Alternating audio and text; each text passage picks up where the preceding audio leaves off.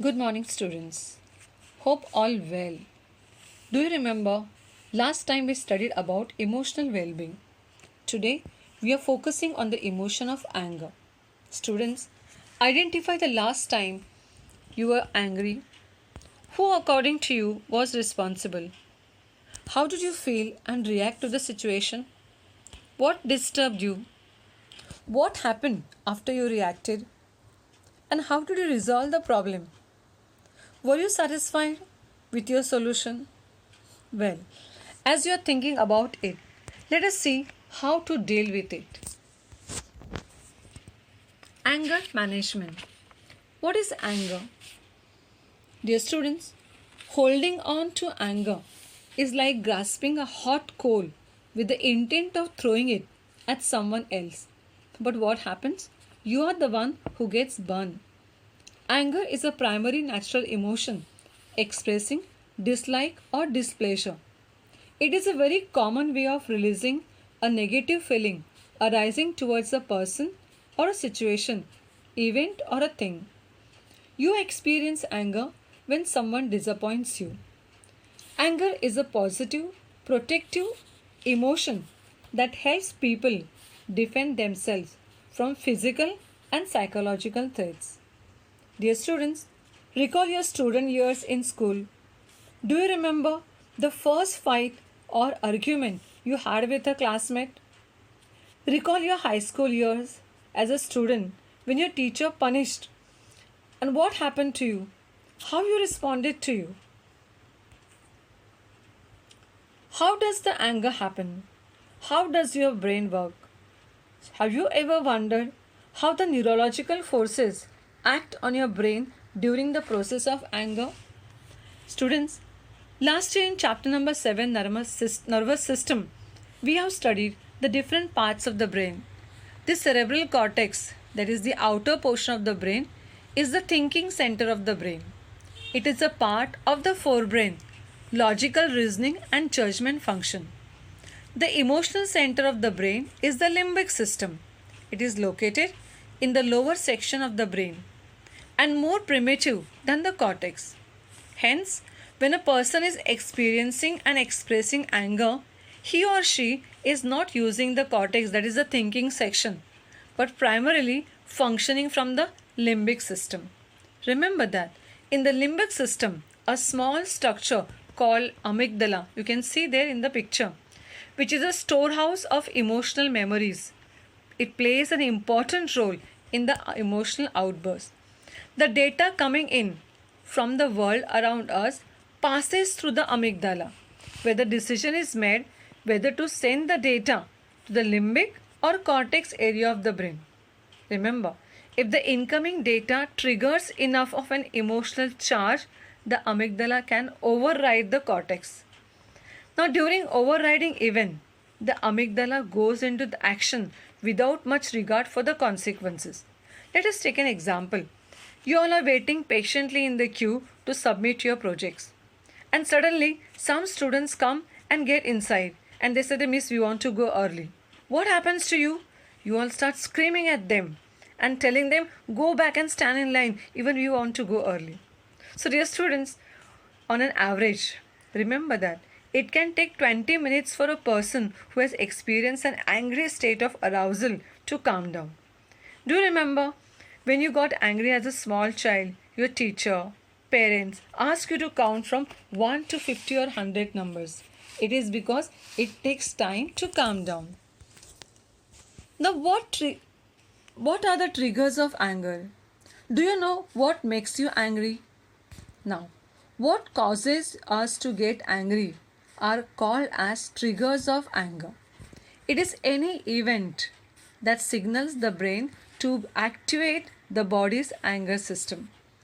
Common triggers of anger are verbal, subject to abusive language, causing feeling of being disrespected, devaluated, feeling of being criticized or scolded.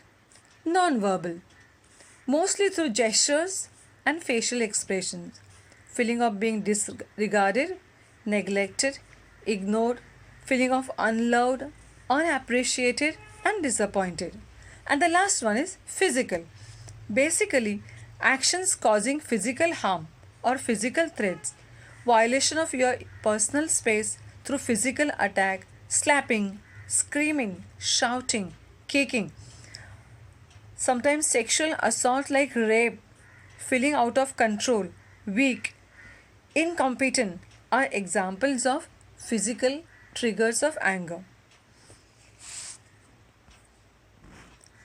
Now, this slide talks about know, feel, and grow. Remember, depending on the level of self awareness, the frequency of anger outbursts will vary from person to person. Now, what happens to you when you are angry? Let us see.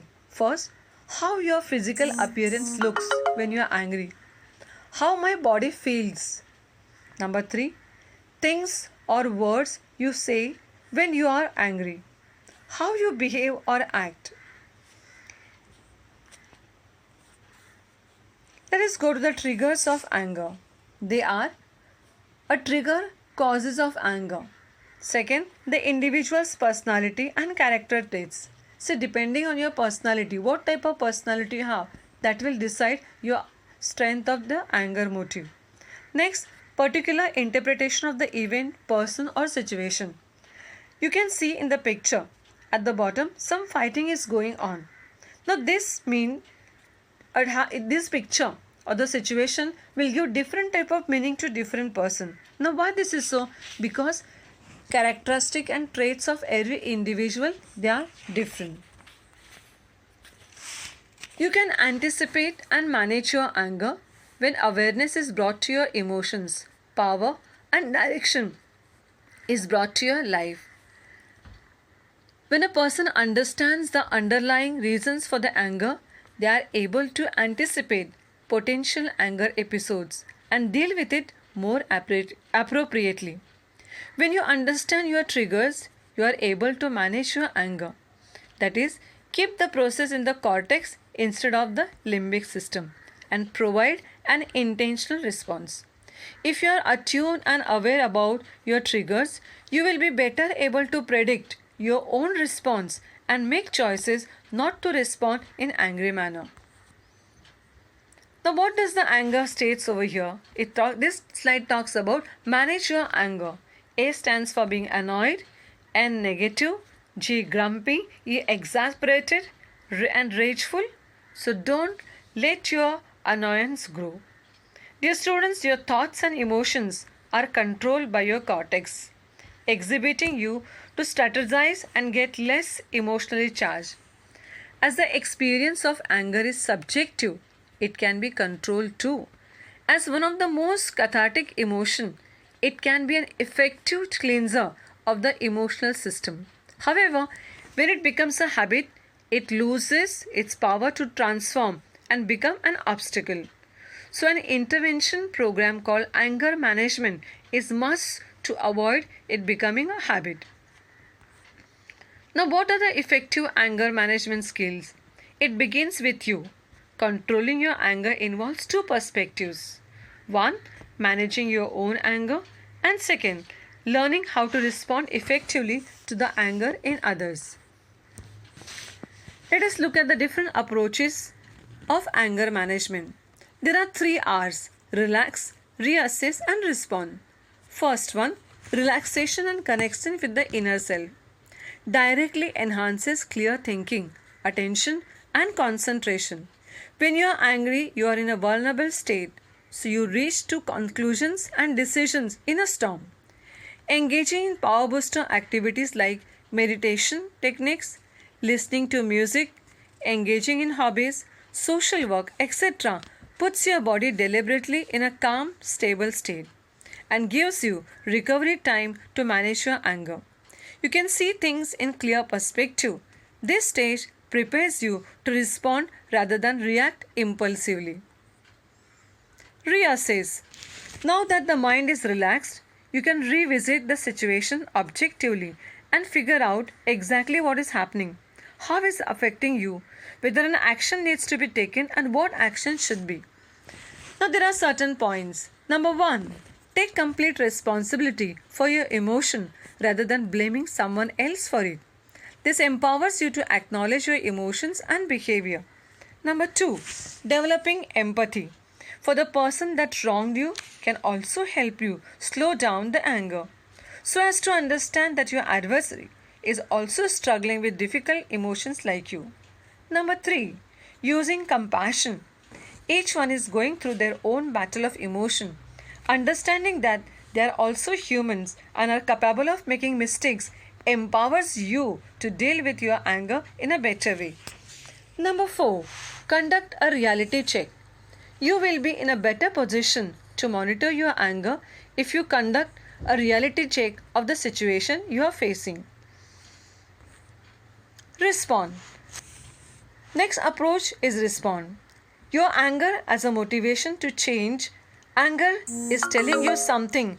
This is the time when you re-engage with the other party or situation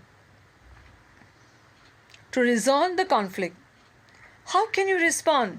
There are various ways. Number 1, consult a trusted family member, elder sibling or another friend on their views or suggestions on this situation can be of some help as you get another perspective to handle the situation.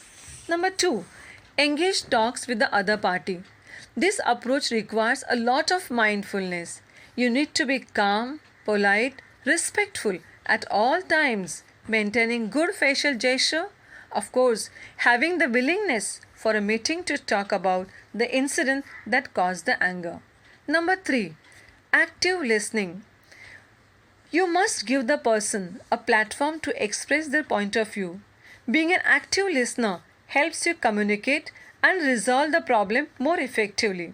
Number 4, speak assertively. You stand up for your feelings and emotions while exhibiting the same for the other person. And number 5, cage your rage. Guard yourself against escalation of your own anger. When you are angry, the desire to hurt the other person is very strong. Instead of provoking the other person's anger, work towards moderating your own and let the other person speak up until they calm down. Dear students, today we have learned about anger management. It is a skill which has to be acquired through practice. It will empower you to raise and upgrade your social skills, manage conflicting situations, and achieve your goals and fulfill your dreams and aspirations in life. Let us look at this whole body listening. This chart tells you about how eyes, ears, mouth, hands, feet, brain, and heart they keep on talking, and you need to listen to how your body works.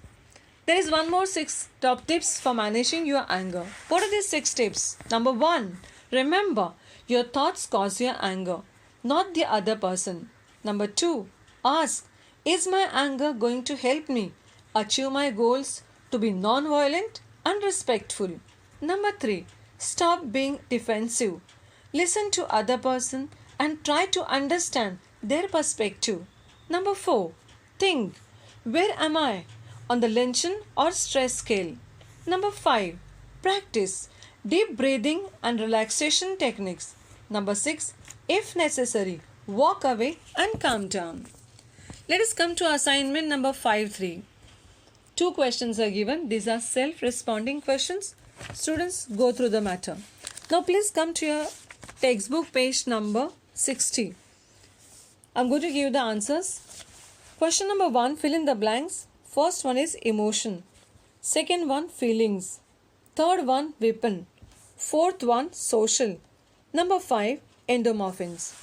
Identify the odd items. First one, answer is disgust. Second one, ignoring. Third one, react. Number 4, meditation. Match the pairs, happiness, surprise. Paul Ekman, basic emotion. Anger, triggers. Fear, powerful emotion. Grief, sadness. State whether the following statements are true or false. First and second true, third false, fourth true. Question number 5. First one, answer is on page number 46. Second, when does an individual face social rejection? The answer is social rejection occurs when an individual is deliberately excluded from social relationship or social interaction. Question number 3.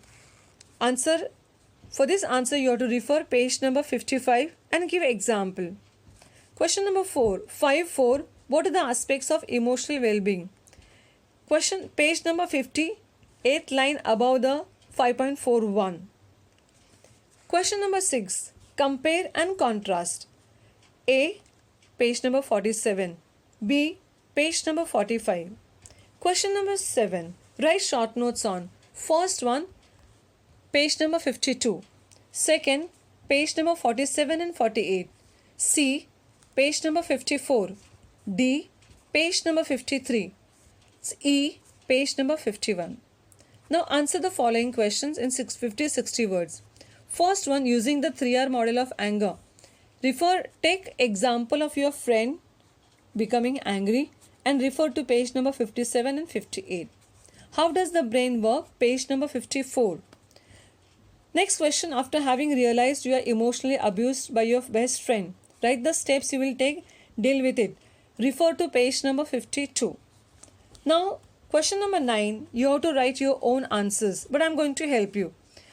Point number A says that write the emotion you are experiencing, and B is stating how your response, what will be your response to the situation. So first, you have to write how you feel in that particular situation and what is your response. Second question, how you help your friend with the study notes during the illness, but he did not respond to you. Again, how you felt and what was your reaction. Question number 3, 4, 5 and 6 in a similar way. Thank you students. Write the answers properly. Have a nice day.